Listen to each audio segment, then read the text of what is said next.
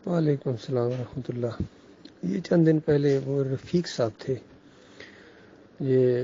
ایک ساتھی وہاں، آپ نے شاید نام سنا، ارشد ظفر صاحب، ان کے یہ ماموں تھے اور یہ شروع میں ہی ساتھی بنے تھے اور وہاں مسجد کی جگہ انہوں نے دی تھی۔ تو یہ جب یہ سجدہ تعظیمی کا مسئلہ اٹھا تو حنیف صاحب نے فون کیا رفیق صاحب کو، یا پتہ نہیں رفیق صاحب نے ان کو کیا کیا مسئلہ پوچھنے کے لیے۔ تو جب یہ سمجھانے لگے ان کو کہ یہ سجدہ یوسف علیہ السلام کو ہوا ہے، تو رفیق صاحب نے ان سے پوچھا کہ اگر کوئی اللہ کو سجدہ مانتا ہے تو پھر انہوں نے کہا کہ چلو وہ بھی کوئی بات نہیں، اس طرح ان کو مطمئن کر دیا،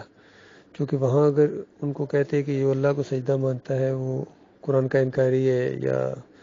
ایمان نہیں اس میں، تو انہوں نے فوراً ان کو پھر مسجد میں گھسنے نہیں دینا تھا۔ تو اتنے یہ محمد حنیف یہ دوغلے آدمی ہیں کہ ان کو کہے چلو کوئی بات نہیں، وہ بھی ٹھیک ہے۔ اس کے بعد جس طرح محمد حنیف اپنے شرک میں آگے بڑھے ہیں تو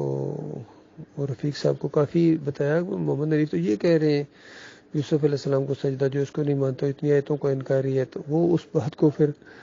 انہوں نے اتنی اہمیت نہیں دی یا ادھر توجہ نہیں دی یا اس کو سنجیدگی سے نہیں لیا، بس اتنی بات ان کو، بس یہ وہ کہتے ہیں ہم بھی مسلمان ہیں جی، تو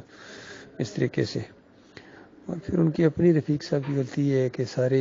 یعنی بات بھی کھل کے ان کے سامنے آ گئی، انہوں نے بھی ایمان کو کوئی اہمیت نہیں دی۔ تو یہ بہت بڑی بدبختی ہوتی ہے انسان کی کہ اینڈ ایسا ہو کہ ایمان بالکل یعنی وقت نہ رہے، انسان پیارے ہو جائیں اور اللہ کی بات پیچھے چلی جائے، یہ بہت بڑی انسان کی بدبختی ہے۔ تو پھر ان کا بیٹا بھی چونکہ اسی طریقے سے تھا، اعجاز نام ہے اس کو بھی میں نے جب یہ بات بتائی، میں وہاں راولہ کوٹ میں گیا تو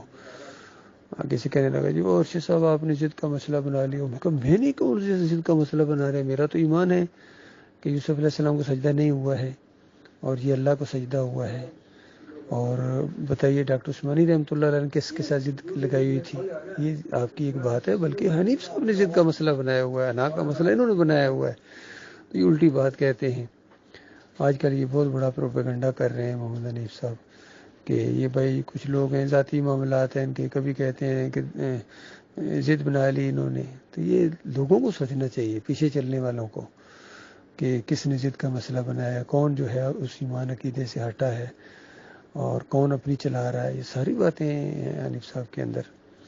انہوں نے بالکل جماعت کے ساتھ بہت ظلم کیا ہے، بہت بڑی زیادتی کی ہے، اور مومنوں کی جماعت کے اندر اس طرح شرک داخل کرنا یہ بہت بڑا جرم ہوتا ہے۔ عمر بن لئی الخزائی نے یہ کیا تھا، اور نبی علیہ السلام نے کہا کہ میں نے دیکھا ہے اپنی آنکھوں سے گدھے کی طرح آنتیں اس کی باہر نکلی ہوئی جہنم میں چکر لگا رہا ہے۔ تو اسی واقعے کو دلیل بناتے تھے ڈاکٹر مسعود الدین عثمانی رحمۃ اللہ علیہ کہ یہ نبی علیہ السلام کی سنت ہے کہ ایک ایسے آدمی کی نشاندہی کی جائے جس نے مسلمانوں کے اندر شرک ڈالا ہو۔ تو اس لیے میں احمد بن حنبل کا ذکر کرتا ہوں کہ یہ بھی احمد بن حنبل نے وہی کام کیا جو عمر بن لئی الخزائی نے کیا ہے۔ امت مسلمہ کے اندر شرک کے عہدے روح القبر کا عقیدہ یہ احمد بن حنبل نے یہ ایجاد کیا اور جھوٹی روایتوں سے اس کو عقیدہ بنایا اور پھر اس کو پھیلایا اور اس کو بنیاد بنایا اس نے۔ تو اس احمد بن حنبل یعنی اس عمر بن لئی الخزائی کے ساتھ بھی یہی ہو رہا ہوگا، اور بالکل چونکہ ایمان کی دعوت جس انداز سے اٹھی ہے بالکل اس کا مزاج وہی رہے گا۔ تو بالکل یہ جو ڈاکٹر عثمانی رحمۃ اللہ علیہ کے ساتھی بنے تھے، مومنوں کی جماعت قائم ہو گئی، اس سے انحراف کیا ہے محمد حنیف نے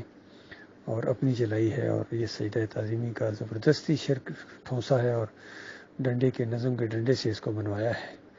تو بالکل یہ عمر بن لئی الخزائی اور احمد بن حنبل اور محمد حنیف میں کوئی فرق نہیں ہے، ایک ہی کارنامہ ہے تینوں کا، تو سزا بھی بالکل ایک ہی جیسی ہوگی۔ وہ دو تو خیر اپنے انجام کو پہنچے، ان کے لیے بھی تھوڑا سا موقع ہے، بالکل آخری موقع جس طریقے سے ہوتا ہے کہ اگر یہ اللہ سے ڈر جائیں اور توبہ استغفار کر لیں اور جماعت دوبارہ اپنے ایمان کے اوپر قائم ہو جائے تو ان کے لیے بچت ہے۔ بلکہ اللہ تو بہت ہی زیادہ نوازنے والا ہے، وہ ایسے انداز سے جب توبہ کوئی بندہ کرتا ہے تو پہلے سے زیادہ محسوس کرتا ہے، لیکن بات یہ ہے کہ توبہ کرنا اتنا آسان کام نہیں ہے، نفس پر بڑا گراں گزرتا ہے، انسان سمجھتا ہے میری توہین ہوگی تو یہ بھول جاتا ہے کہ آگے جو ان کے ساتھ درگزر ہونے والی ہے شرک کی وجہ سے وہ بڑی خوفناک ہے۔